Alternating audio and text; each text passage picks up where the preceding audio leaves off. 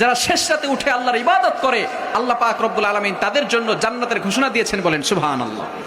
এই রাতের শেষ সময় আল্লাহ পাক রব্বুল আলামিনের দুইটি নাম পড়ে যদি আপনি দোয়া করতে পারেন, আল্লাহ পাক রব্বুল আলামিন আপনার নেক আশাগুলো কবুল করবেন, বলেন সুবহানাল্লাহ। আমরা দোয়া করতে জানি না কোন সময় দোয়া করতে হয়। মুমিন তো এমন থাকবে যে ঝোঁক বুঝে কোপ মারবে, ঠিক কিনা?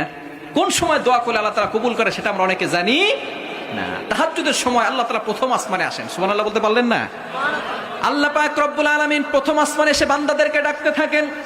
পবিত্র কোরআনুল কারীমের ভিতরে আল্লাহ পাক রব্বুল আলামিন জানিয়ে দিয়েছেন, হাদিসের ভিতরে রয়েছে, বুখারী শরীফের 1145 নম্বর হাদিস, ইয়ানজিলু রাব্বুনাল্লাহু তাআলা, আল্লাহ পাক রব্বুল আলামিন প্রথম আসমানে এসে বান্দাদেরকে ডাকতে থাকে, ও আমার বান্দারা, কার কি লাগবে আমি আল্লাহর কাছে চাও। বান্দা বিপদে পড়ে গেছো, আমি আল্লাহর কাছে সাহায্য চাও, আমি আল্লাহ তাআলা বিপদ থেকে উদ্ধার করে দিব। বান্দা তোমার কি লাগবে, গুনাহ করে ফেলেছো, আমি আল্লাহর কাছে বলো, আমি আল্লাহ তাআলা তোমার পিছনের সকল গুনাহ খাতাগুলো ক্ষমা করে দিব, বলেন সুবহানাল্লাহ। এই সময় আল্লাহ তাআলা প্রথম আসমানে এসে বান্দাদেরকে ডাকে। মুয়াজ্জিন 5 বার বান্দাদেরকে ডাকে, হাইয়া আলাস সালাহ, হাইয়া আলাল ফালাহ, কাম টু